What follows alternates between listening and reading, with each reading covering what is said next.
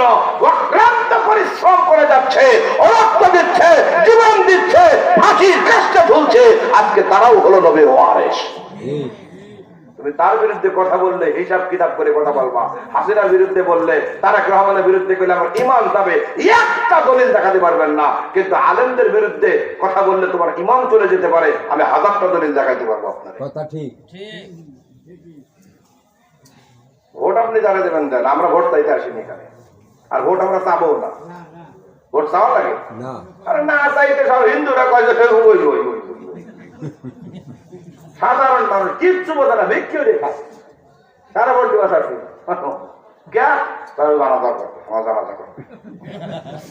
বোঝেন না আপনি। আমাদের চাওয়া লাগবে না, আমাদের চাওয়া লাগবে ইনশাল্লাহ দেব। এই জন্য ভাই আমার দেখেন, এই ভোটও পড়ে থাকবে, দুনিয়া পড়ে থাকবে, ক্ষমতা পড়ে থাকবে, কিন্তু আমি আপনি পড়ে থাকবো, ঠিক কিনা? আমল নামা নষ্ট করা, আমল নামা নষ্ট করা যাবে না।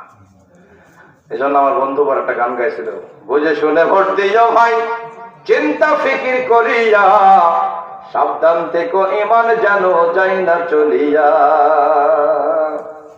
এই কথাটাকে আপনি মিথ্যা প্রমাণ করেন তো কেমন করেন?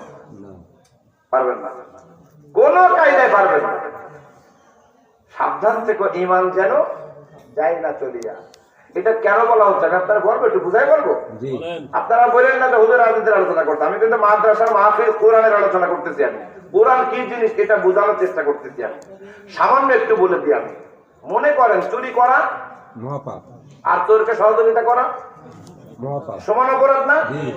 এখন আপনি যদি আমারে, আমি চোর, আমি ডাকাত, আমি লুচ্চু, আমি লম্পট, আমি দুর্নীতিবাদ, আমি টেন্ডারবাজ, আমারও যদি আপনি সাহায্য করেন তাহলে আপনিও ওই কাতারে পড়ে যাবেন। কথা ঠিক, 100% কথা ঠিক আছে না ভাই? আর যদি একজন আলেমকে আপনি নির্বাচিত করেন, ওনার মাধ্যমে যত ভালো কাজ হবে আপনি তার একটা সৎকার পাবেন অবশ্যই। যদি একটা ভালো কাজ করলে বা করাইলে সওয়াব হয়, তাহলে একটা খারাপ কাজ করলে যে গুনাহ হয়, এই খারাপ কাজ যে করাইছে তারও গুনাহ হয়। আপনি শুধু সওয়াবেরটা সুবহানাল্লাহ কবেন, নাউজুবিল্লাহ কবেন না? নাউজুবিল্লাহ। শুধু সুবহানাল্লাহ আল্লাহ কোরআন সুবহানাল্লাহ দিতে, নাউজুবিল্লাহ দিইনি তো সে ওয়াজ করো না কেন? এইজন্য ভাইরা আমার, কোন আলেমদের সাথে বেয়াদবি করা যাবে না, আলেমদেরকে কটু বাক্য দেওয়া যাবে না, আলেমদের সাথে শত্রুতা পোষণ করা যাবে না। তাহলে কি হবে জানেন?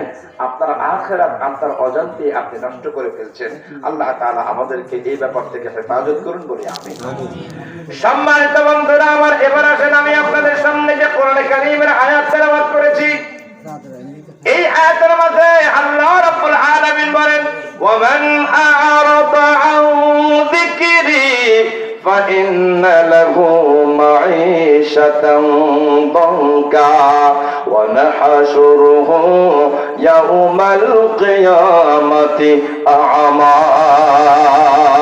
আল্লাহু আকবার।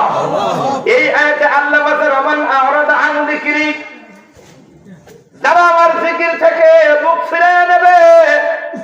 এই জায়গায় জিকির মানে হলো ডাইরেক্ট আল কোরআন। কি জি, আমরা জিকির বলতে বুঝি কি? জিকির মানে হলো আল্লাহ স্মরণ। জিকির মানে কি? আল্লাহ স্মরণ। এই জন্য আমরা সকাল সন্ধ্যা কি করি? জিকির করি, লা ইলাহা ইল্লাল্লাহ, সুবহানাল্লাহ, আলহামদুলিল্লাহ, লা ইলাহা ইল্লাল্লাহ, আল্লাহু আকবার, জিকির করি না? এটাও একটা জিকির। আর কোরআনের আরেকটা নাম হলো জিকির। যারা আলেম তারা ভালো মিলাতে পারবেন। দেখেন আল্লাহ তাআলা কোরআনের হেফাজতের ব্যাপারে যে আয়াত দিয়েছেন, ইন্না নাহনু নাযালনা যিকরা, যিকরা, তাহলে এখানে জিকির, ওখানেও কি জিকির। আল্লাহ বলেন নিশ্চয় আমি কোরআন নাযিল করেছি আর কোরআনের হেফাজতের দায়িত্ব আমি আল্লাহ নিয়েছি। সুবহানাল্লাহ। এইখানে আল্লাহ বলেন, ওমান আ'রাদা আন যিকরি, যারা আমার কোরআন থেকে মুখ ফিরিয়ে নেবে। মুখ ফিরে নেওয়ার মানে হলো কোরআন পড়বে না, কোরআন বুঝবে না, কোরআন মানবে না, কোরআন পড়াবে না, পড়তে দেবে না।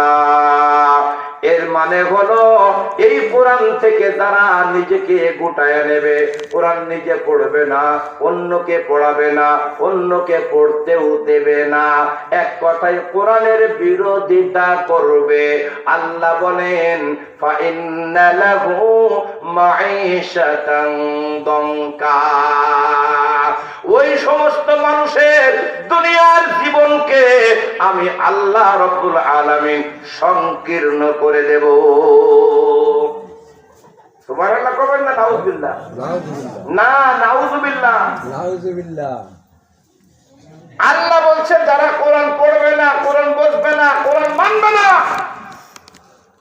আল্লাহ যে কারণে কোরআন দিয়েছে এই কারণটা তারা আমল করবে না। এক কথায় আল্লাহ বলছে ওদের দুনিয়ার জীবনকে, দুনিয়ার জীবন বলতে এখানে তাফসীরে দুইটা অর্থ হচ্ছে। দুনিয়ার জীবনকে বলতে তার হায়াত কমায় দেবে। কি করবে যেন বলেন? হায়াত কমায় দেবে। আরেকটা আছে তার সংকীর্ণ করে দেওয়া হবে, তার কবরের যে জায়গাটা ওই জায়গাটাকে সংকীর্ণ করে দেওয়া হবে। দুইটা অর্থ হচ্ছে। দুনিয়ার জীবনকে সংকীর্ণ করে দেওয়া হবে অথবা কবরের জিন্দগিকে সংকীর্ণ করে দেওয়া হবে। দুনিয়ার জীবনকে সংকীর্ণ করার মানে হলো ওই ব্যক্তির হায়াত আল্লাহ যা দিয়েছিল তার দেবে না, কেটে দেবে। কেন কেটে দেবে? এইবার আসেন আপনার বিবেকের কাছে প্রশ্ন করেন। আল্লাহ এমন কোন কথা বলেন নাই, কোরআনে কারীমের মধ্যে এমন কোন আয়াত দেন নাই যা আপনার বিবেকের সাথে লাগবে না, এমন কোন আয়াত আল্লাহ দেয় নাই। এই যে মোবাইলটা, এটা আমি কিনেছি কথা বলার জন্য, ঠিক কিনা? এর মেইন কাজ কি? কথা বলা। এর আউটসাইডে কিছু কাজ আছে, ক্যামেরা আছে, ভিডিও আছে, ইত্যাদি ইত্যাদি, কিন্তু মেইন কাজ কথা বলা। আচ্ছা, এই কথা যখন এই ফোনে আর হয় না, মনে করেন এত আমি বেশ দাম দিয়ে তো ফোনটা কিনছি, কিন্তু কথা যখন বন্ধ হয়ে যাবে, কথা বলার যোগ্যতা হারাই ফেলবে, তখন কে ফোন আমার কাছে থাকবে? তখন আমি কি করবো? ওই যে আগে যেমন নেটওয়ার্কের সমস্যা হয়তো, অনেক গাছে উঠতো, অনেকে গ্রামের মধ্যে নেটওয়ার্ক হয় না, ঘরের মধ্যে নেটওয়ার্ক হয় না, বাইরে যায়, বাজারে যায়, মাঠে যায়, ঘাটে যায়, তাই না? বারবার হ্যালো হ্যালো হ্যালো, হ্যাঁ হ্যাঁ হ্যাঁ, কিছু বোঝা যাচ্ছে না, হ্যালো হ্যালো। এই 3, 4 বার 5, 6 বার যদি এরকম হ্যালো হ্যালো করে লাগা, লাস্টে ফেলে দেয়। মানে কি করে দেয়? নষ্ট করে দেয়, রাগ করে। কি করে? রাগ করে। কেন? কারণ তোরে আমি যে কারণে কিনছি সেটা যদি না হয় তোরা কেমন লাভ? কথা কয় না।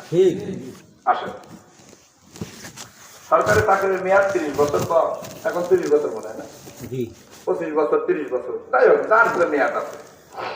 এর আগে কি তো চাকরি যাবে না? চাকরিতে যাওয়ার কথা না। তাইলে আমার তো মেয়াদ আছে 30 বছর, কিন্তু কোনো কথা হবে না। দুদকে চেয়ারম্যান ধরা পড়ছে কয়দিন আগে দুর্নীতি চাই, বলুন তো চাকরিকে থাকবে না? কেন 30 বছর মেয়াদ আছে, কি হবে? বলে তোর মেয়াদ 30 কান 300 বছর থাকলেও এই পদে তুই আজকের দিনেও রাখার যোগ্যতা রাখিস না। তোরে দিচ্ছি আমি দুর্নীতি দমন করার জন্য, আর কপাল পোড়া তুই দুর্নীতি করতেছিস। তার মানে তারে যে কারণে নিয়োগ দেওয়া হয়েছে সেই কাজ যদি তার দ্বারা না হয়, বরং যদি ক্ষতিগ্রস্ত হয়, মেয়াদ থাকুক 41 সাল পর্যন্ত, কিন্তু কয় না না না না, তোর চাকরি আর থাকবে না, আজকেই ক্লোজ, আজকেই বহিষ্কার। কথা কয় না? এই যে আমাদের যিনি প্রধানমন্ত্রী বিগত হয়ে গেছেন, নির্বাচনের দেরিতে হবে কেন? নির্বাচন তো আরো আগে হওয়ার কথা, 2-6 মাসের মধ্যে হওয়ার কথা ছিল না, কিন্তু আসলে হয় নাই। কেন? ইউনূস সাহেব কি স্বৈরাচার? না, উনি নির্বাচন দেয় নাই, কারণ সময় তো হয় নাই। যতই লাফালাফি করেন, সময়ের আগে নির্বাচন হবে না। হ্যাঁ, যদি করতে হয় তাহলে অনেক চিন্তা ভাবনা ফিকির করে তারপরে করতে হবে। একদম লেভেল প্লেইং ফিল্ড তৈরি করতে হবে, সকলের উপস্থিতিতে সেটা সুন্দর হতে হবে। এ করতে গেলে অনেক সিস্টেম আছে, আছে না নাই?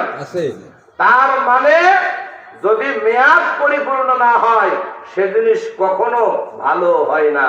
কিন্তু এই যে ওনার তো মেয়াদ ছিল আরো কয়দিন, উনি চলে গেল কেন? এখন কিছু দাবি করতে পারবে? পারবে না। কেন? কারণ তোমার যে কারণে আমরা নির্বাচিত করেছিলাম, যদিও আমরা করিনি, তারা নিজেরাই হয়েছে, তুমি তো সে কাজ করো নাই, সুতরাং তুমি এই দলে আর এই চেয়ারে আর বসতে পারবা না। এটা যেমন সম্ভব, আল্লাহ তাআলা বলেন, বান্দা আমি তোমারে বানাইছি আমার ইবাদত করার জন্য। কিসের জন্য? ইবাদত করার জন্য। আচ্ছা বলেন তো, কোন ইবাদত আছে যা কোরআন ছাড়া হয়? না। বলেন, না। কোন ইবাদত আছে কোরআন ছাড়া হয়? না। যাকাত দেবেন, তাও কোরআন আপনাকে বলে দেবে কত পার্সেন্ট যাকাত দিতে হবে। এই যাকাত কাকে কাকে দিতে হবে কোরআন বলবে, রাসূল বলবে, তারপরে হাম করতে হবে। কথা কোন ঠিক কিনা? নামাজ ফরজ হয়েছে কোরআনে। কোথায়? নামাজ ফরজ হয়েছে কোরআনে। হ্যাঁ, কখন কোন সময় করা লাগবে, কিভাবে করা লাগবে, এটা আল্লাহ রাসূল দেখাই দিয়ে গেছেন আল্লাহর পক্ষ থেকে। কথা কোন ঠিক?